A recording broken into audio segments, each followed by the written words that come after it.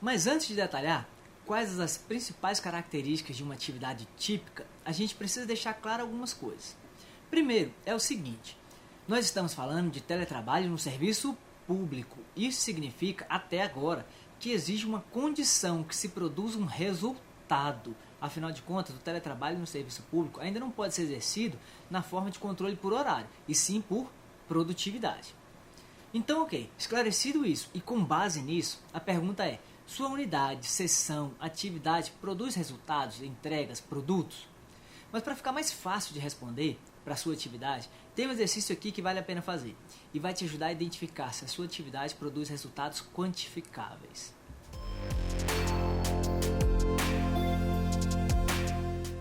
Essa ferramenta vai te ajudar a verificar se o seu trabalho, sua atividade, sua unidade, sua seção possuem resultados quantificáveis, entregas, produtos. A ferramenta se chama Diagrama de Trabalho em 5 Passos. Em um trabalho de mapeamento de processo de negócio, uma das formas e metodologias existentes é fazer por nível de detalhamento, ou seja, fazendo o diagrama de trabalho, no qual são descritas as atividades de maneira bem ampla, sem muito ou quase nenhum detalhamento. Depois, entre um nível e um detalhamento maior, principalmente detalhando as principais tarefas necessárias para a execução do processo, o que representaria fazer o mapeamento do negócio, o mapeamento do processo de trabalho. E de forma ainda mais detalhada, esmiuçado até as ações necessárias para a execução das tarefas daquele processo, fala-se em modelagem de negócio ou modelagem de processo de trabalho. Bom, mas nossa intenção aqui não é fazer uma introdução ou muito menos adentrar na disciplina de processo de trabalho ou processo de negócio. É apenas usar uma ferramenta de elaboração do diagrama de negócio para ajudar a identificar se a sua atividade possui uma das características típicas para exercer em teletrabalho, que é ver se a atividade gera produtos quantificáveis, entregas, resultados mensuráveis. Muito bem, então vamos à ferramenta. Deixa eu explicar como funciona. A ferramenta possui 5 quadros em branco para preencher, em 5 passos, o que a sua atividade faz. Simples assim. Mas já que a ideia é ver se produz resultados quantificáveis, a dica para preenchimento da ferramenta é a seguinte: SIPOC, S-I-P-O-C, que é o acrônimo das palavras em inglês Supply, Input, Process, Output e Client. Traduzindo de maneira bem didática aqui pra gente, seria algo como: alguém demanda trabalho, gera um resultado para alguém. Seria mais ou menos isso didaticamente, ok? Mas a gente vai fazer junto. Se quiser saber mais sobre o CIPOC, vou deixar aqui alguns detalhes, alguns sites que explicam legal o que é e como funciona, para você pesquisar um pouco mais. Para ficar mais simples de preencher, vamos fazer o seguinte. Primeiro, você vai imaginar uma atividade que seja passível de ser exercida em teletrabalho. Pode ser da unidade como um todo, pode ser da seção, pode ser até um posto de trabalho específico. Aí a gente vai preencher a ferramenta. Vou explicar os campos, como preencher cada um. E depois vou fazer um exemplo, para você ter uma ideia de como preencher. Talvez vendo como é, fica mais fácil de preencher, ok? Então vamos lá. Vou pensar numa unidade que seja da nossa realidade. Gabinete de magistrado. Pronto, agora vamos preencher a ferramenta pensando nessa unidade. Existem 5 campos que correspondem à sigla CIPOC. Vou logo para o português, vou logo para a nossa didática, ok? Alguém demanda alguma coisa para fazer um trabalho que vai gerar um resultado para alguém. Simples assim. Então, por onde começar?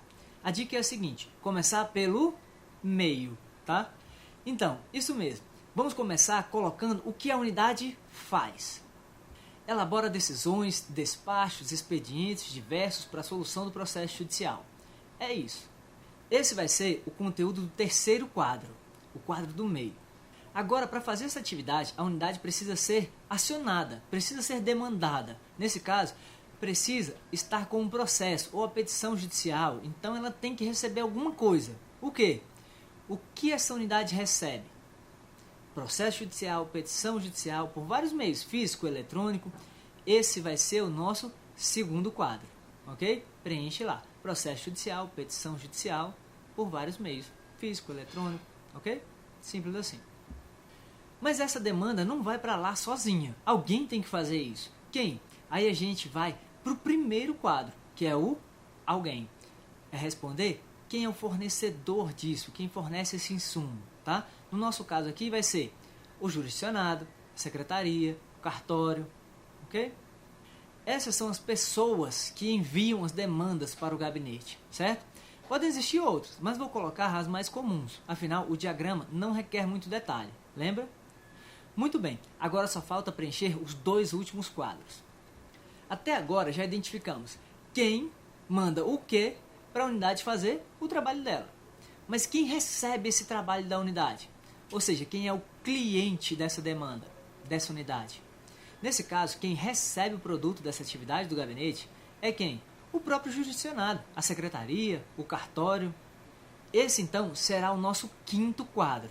Preenche lá o jurisdicionado, a secretaria, o cartório. Veja que, nesse caso específico, os próprios demandantes são os próprios clientes. Isso é perfeitamente normal, não tem problema nenhum. Tá, mas quem recebe, recebe o quê? Ou alguma coisa, não é assim a regra da pergunta para o verbo? Nesse caso, o que o gabinete fornece de produto, de resultado, o que sai do gabinete? Decisão, despachos elaborados, demanda judicial resolvida, petição respondida. Pronto, preenchemos de maneira bem simples e bem didática, e tem que ser assim mesmo, bem simples, o nosso diagrama de trabalho em 5 passos. Facinho, né? Ficou alguma dúvida? Bom, esse exemplo é do diagrama da unidade, o que a unidade faz, o que a unidade produz. Mas lá dentro do gabinete existem muitas atividades. Então, para ficar melhor ainda, vou fazer o seguinte. Vou pegar um posto de trabalho do gabinete para fazer novamente esse exercício. Para você ver como pode ser aplicado, pensado na atividade mesmo, no posto de trabalho em si. Vamos imaginar agora fazer esse exercício para o servidor responsável pela elaboração de minutas de decisão do gabinete. Pode ser? Primeiro, a gente começa por onde? Preenchendo o que a atividade faz mesmo, o processo de trabalho, a atividade em si. Então, o que esse posto de trabalho faz? O que tem que fazer? Tem que analisar o processo, a petição, a demanda judicial e elaborar minutos de decisão. Mas para isso, o processo, a petição ou a demanda judicial precisa chegar para essa pessoa analisar. Então, qual é a demanda do 2º quadro? Escreve lá no 2º quadro. É o quê? Processo, petição, demanda judicial. Dependendo da organização da unidade, pode ser que tenha alguém responsável por distribuir os processos ou petição entre os servidores da equipe. Ou cada um pega o seu, de qualquer forma, o que importa aqui é quem encaminha esse processo ou petição para você, ou quem distribui para você. No primeiro quadro, a gente preenche de acordo com a nossa organização da unidade.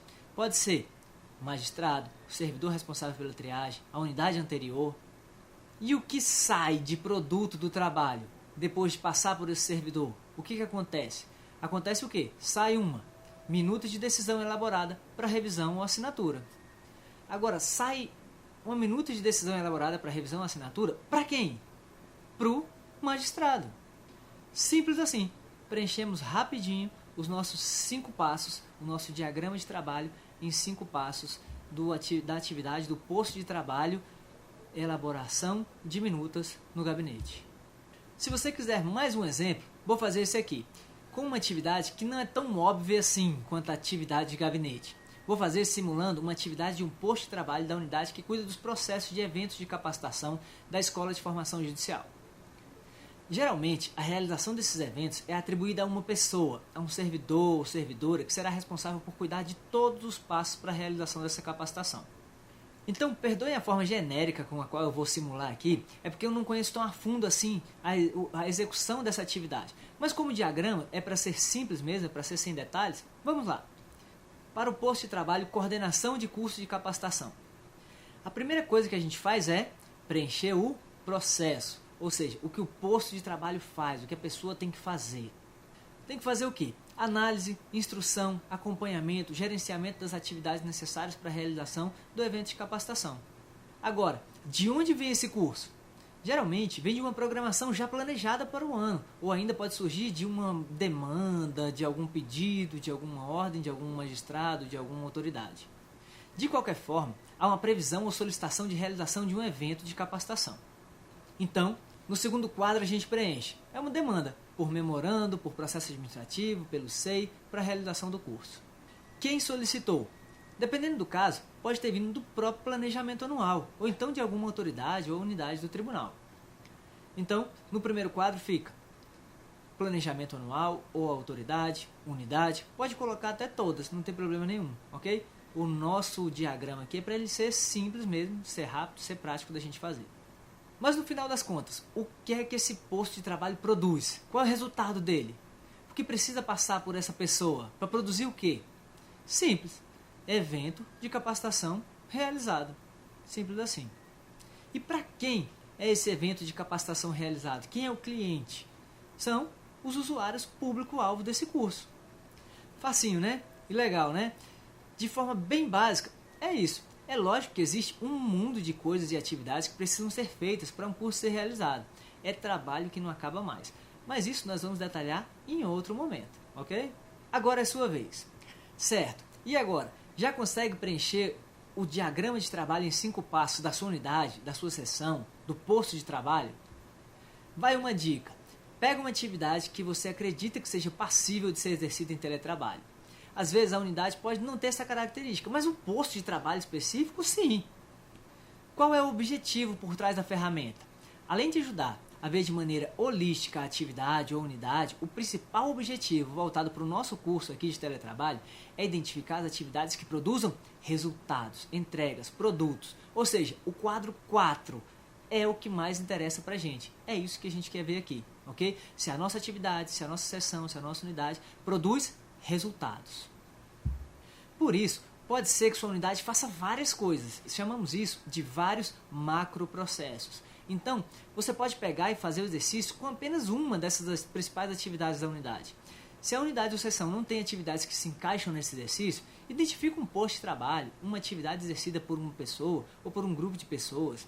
No nosso exemplo, pegamos um posto de trabalho e elaboração de minutas.